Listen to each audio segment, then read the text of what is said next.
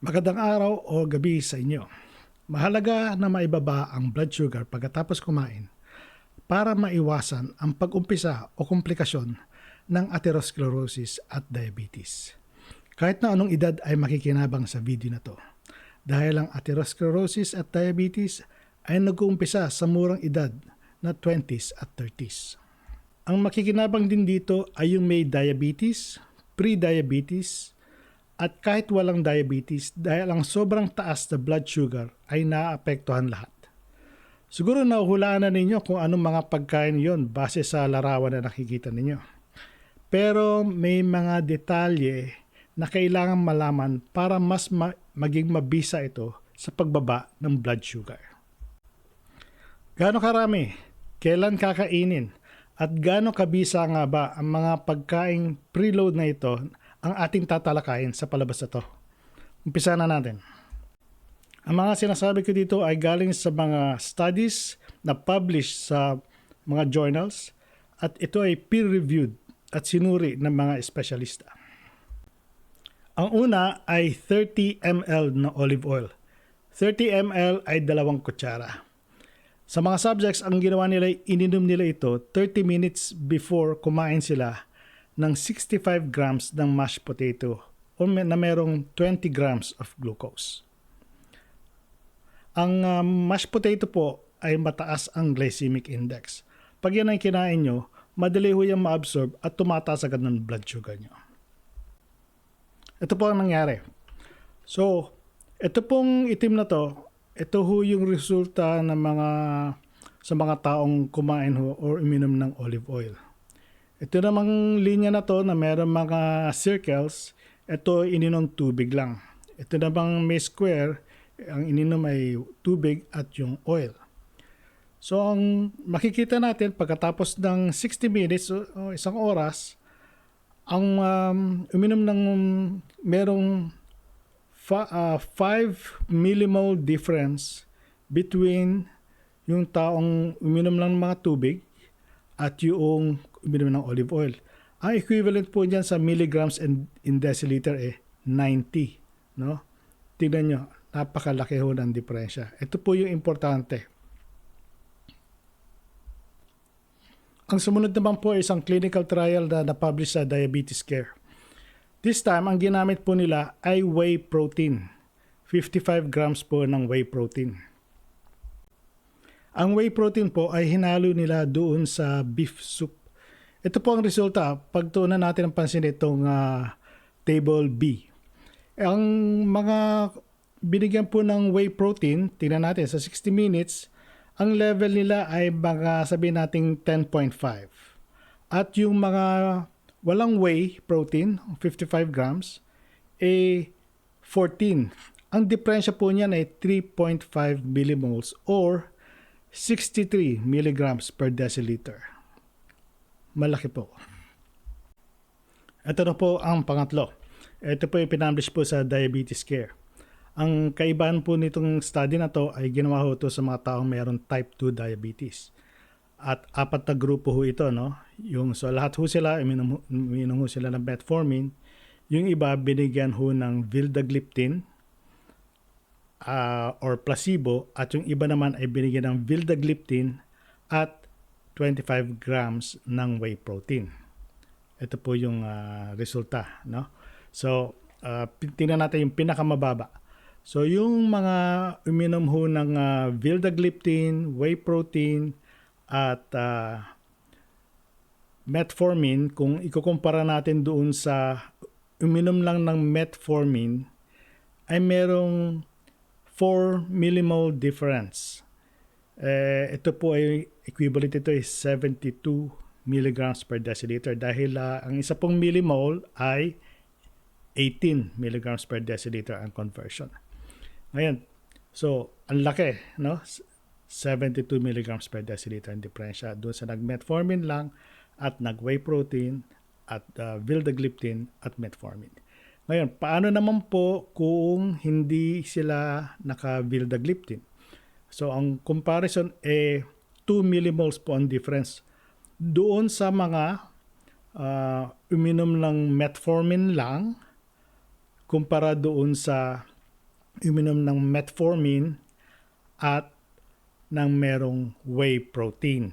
Okay? So, ibig sabihin, kung kayo po ay diabetic at naka-metformin, ang pwede ho kayong makinabang at makababa ho ng blood sugar yung kung dadagdagan nyo ng 25 grams ng whey protein. Pero may kasunod pa ho, wag muna kayo alis.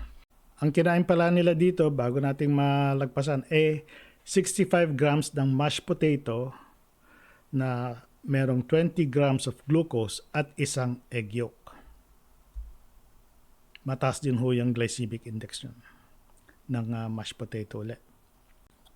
Ito, maganda to dahil sa marami ho dito tayong makikita mga detalye. No? So ito po pinabish sa American Journal of Clinical Nutrition. Effect of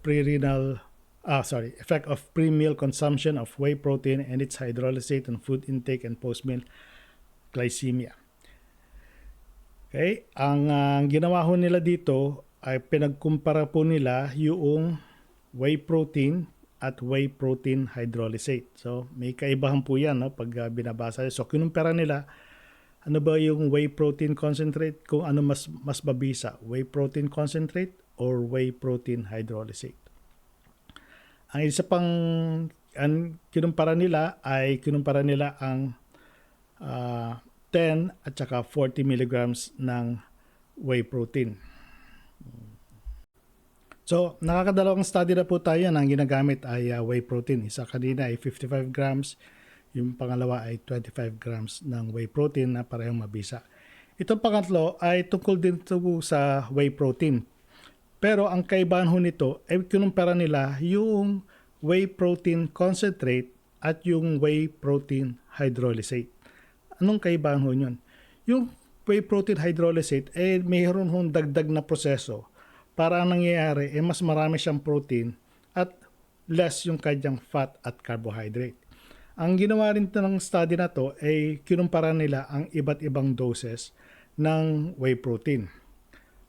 Okay. Ang epekto ho nito, ito yung para po doon sa whey protein concentrate, makikita natin ito ho no, pagkakain no, yung tinatawag na area under the curve. So kung doon sa time period na pinag-aralan nila yung blood sugar levels ng mga subjects nila, sino ho ba ang pinakamababang blood sugar during that whole time? Ang nakita nila, ang pinakamababa, nakita nyo dito, yung kumuha ng 40 grams compared sa 30, sa 20, at sa 10 grams. So, ganun po yung epekto ng whey protein concentrate. No? Mas madami, mas mabisa siya na magpababa ng inyong blood sugar pagkakain. Ito naman po yung graph ng whey protein hydrolysate. So makikita natin sa iba't ibang doses ho ng WPH o whey protein hydrolysate, mas less ho yung ability niya ng pagpababa ng blood sugar compared sa whey protein concentrate. No? Makikita niyo medyo iba yung scale nila pero dito, tinan niyo kung ito yung 60, no? Pagdating ko dito sa 60, no, mababa yung 20, tsaka 30, tsaka 40 grams. Pagdating dito sa 60 ng whey protein hydrolysate, mataas pa. No? Kaya, anyway, ang take-home message dito, kung bibili kayo ng whey protein para mapababa ang inyong blood sugar, yung whey protein concentrate po. Bago ko malimutan, ang test meal nila dito, no, binigyan ho sila ng ad libitum na pizza. Ibig sabihin, unlimited na pizza ang kinain nila para makita kung mabisa nga ba ang pagbaba ng blood sugar. The only thing is, wala po sila ditong graph tungkol po sa 60-minute blood level. Pero, yun na, meron na rin tayo makukuha na sinasabing effective nga yung whey protein concentrate. Ang susunod na study naman po ay galing sa Japan. Ito po ay na-publish noong 2015. Ang kaibahan dito sa study na to, ang ginamit po nila ay 100 grams of steamed mackerel. Okay? At kinumpare nila sa 79 grams of grilled beef. So 79 grams of grilled beef, mga ganyang kalaki ho yan, ano? Tapos, ang challenge meal ho nila ay 150 grams of rice para ho sa dalawang meal na to. Ngayon, kung maganda rin dito, compare nila yung anong epekto nito doon sa mga taong may diabetes at doon sa mga taong walang diabetes. Ito po yung result. So, ito pong triangle, ito po yung kumain ng fish before rice. Ito may circle, ito po yung meat before rice, at yung black rice before meat or rice before fish. Ito po mga taong to ay hindi ho diabetic itong grupo na to, no? May difference na about mga 1.5 millimole, mga 27 milligrams per deciliter na mas mababa po yung mga kumain ng isda or karne bago rice among non-diabetic. Mas malaki po yung difference dito sa grupo to ng mga may diabetes. So yung mga sila, kung kumain po sila ng fish or meat before rice, mas mababa ho ang blood sugar nila ng mga 4 millimoles compared ho dun sa kumain muna ng rice before meat or fish. Yung 4 millimoles ho yun, mga 72 milligrams per deciliter. Napakalaki po yan. Pwedeng sa iba hindi yung ganito pangyari, pero parang may ganito na ho siguro yung range. So, bottom line, effective po ang 100 grams ng steamed fish or mackerel at 75 grams ng grilled beef para sa pagbaba ng blood sugar. Ang kinain pala nila dito, matindi rin. 150 grams of rice yung challenge meal. Ito yung pinababa ng fish at meat na to. Okay, sumunod na study naman po tungkol sa ginamit nila ay protein bar. Ang protein bar na to ay mayroong 10 grams of protein at 0.5 grams ng carbohydrate. Itong protein bar na to ay kinain nila 30 minutes before noong kanilang test meal. Yung test meal nila ay isang bagel na 286 grams na mayroong cream cheese na 70 grams at 95 grams ng orange juice. Ang total carbohydrate ay 79.5 grams ng carbohydrate.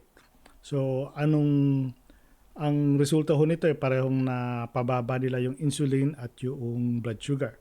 So, itong difference ito sa type 2 diabetes, ang difference po nitong mga taong kumain ng protein bar compared sa hindi ay mga 35 milligrams per deciliter. Yung mga taong hindi ho diabetic, ang difference naman po nila ay 15 milligrams per deciliter na pababa. Overall, doon sa 3 oras na period na pinag-aralan sila, mas mababa ho yung blood sugar ng mga taong kumain ng protein fiber, whether they are diabetic or whether they are normal glucose tolerance, pero mas malaki po ang epekto doon sa taong may type 2 diabetes. Ito naman po ang huli. Ito po ay ang ginamit nila dito sa study na to ay 50 grams of cheese at isang maliit na boiled egg. So, total ho niyan ay may 23 grams of protein, 2 grams of carbohydrates at 70 grams of fat. Itong 50 grams of cheese at itlog ay kinain nila 30 minutes before. Ngayon, ang pinainom sa kanila medyo matindi, 75 grams of glucose. Ang 75 grams of glucose, yun po yung ginagamit natin sa oral glucose tolerance test. Ang equivalent po nitong 75 grams of glucose ay parang 18.75 teaspoons ng sugar po. Napakatamis po niyan. Pero tingnan natin kung gaano kabisa itong kombinasyon ng 50 grams of cheese at malit na itlog. So ito ho, normal glucose tolerance, pre-diabetic or impaired glucose tolerance, tsaka type 2 diabetes. So ito pong kumain ng difference at 60 minutes doon sa normal glucose tolerance ay mga 1.5 millimoles or 27 milligrams per deciliter. So kahit na wala silang pre-diabetes o hindi sila diabetes, bumaba pa rin yung kanilang blood sugar. Yung sa mga pre-diabetic, ang naibaba nila ay equivalent sa 45 milligrams per deciliter ng blood sugar or mga 2.5 millimoles. Yung sa type 2 diabetes naman, dito po natin naobserbahan previously na dito pinakamalaki yung epekto nitong mga incretins. No? So at 60 minutes, ang difference po nila doon sa mga hindi binigyan ng itlog at keso ay mga 54 milligrams per deciliter or 3 millimoles per liter. So depende na lang po sa inyong creativity, pwede ho ninyong paghalo-haloin itong yung mga preload incretins na to. No? So again, kaya ho sila nagpapababa ng blood sugar dahil sila po ay mga incretins. Ano po yung incretins? Nagbibigay sila ng feeling na busog ka na, bumabagal yung gastric emptying, kaya nadidelay ho yung absorption ng sugar, at yung pangatlo ay naitataas sila yung insulin. Pag mas mataas yung insulin, yung po yung nagpapababa ng blood sugar natin. No? Lalo na doon sa mga taong yung mga taong may type 2 diabetes, very effective po itong mga pagkain na sinabi natin. So, repeat, no? 30 ml olive oil, 55 grams of whey protein, or mas madami, mas maganda. Pero as small as 10 to 25 grams, effective na po yung whey protein. Pwede yung ihalo sa sabaw. Pwede rin isang 50 grams of cheese, tsaka isang itlog, 100 grams of steamed mackerel, grilled beef, or isa naman ay protein bar. Ngayon, siguraduhin niyo lang po na kung bibili kayo ng mga protein bar, mababa yung sugar. Ang nakita ko po sa Amazon 1 gram ang pinakamababa, at pagpo-provide po ako ng link sa baba. So, pwede rin nyo rin yung paghalo-haluin yan. Pwede nyo isama sa salad. Yung salad, lagyan nyo ng olive oil, lagyan nyo ng ginayad na keso, parmesan cheese, or feta cheese, or lagyan ho ninyo ng parang isda, o salmon, or grilled beef. Pwede rin po yun. So, minsan na maganda rin ho ito. Itong mga ito, yung sinabi ko, lalo na yung cheese, tsaka itlog, halimbawa sa gabi bago kayo matulog, kung parang ayaw nyo nang kumain ng malaki pero gusto nyo kumain lang ng konti para hindi kayo magising ng gutom, pwede rin yung kumain kayo ng konting keso at itlog para kahit pa paano meron kayong nutrients pero hindi ho itong masyadong tataas yung inyong blood sugar. Okay, so hanggang sa muli, meron pa ho ako mga tips na ibibigay sa inyo later on.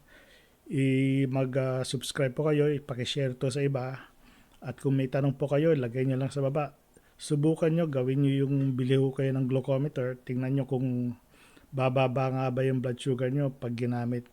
Actually, yung misis ko kanina, ginamit niya to, bumaba ho yung kanyang ang kinain namin nung breakfast ay keso at may olive oil din. Sinubukan namin yung 30 ml. Mukhang madami yung 30 ml pero actually, konti lang ho yun kasi in-spread ho niya sa fried egg tsaka dun sa salad, kaya madali lang hong kumalat, hindi ho masyadong madami.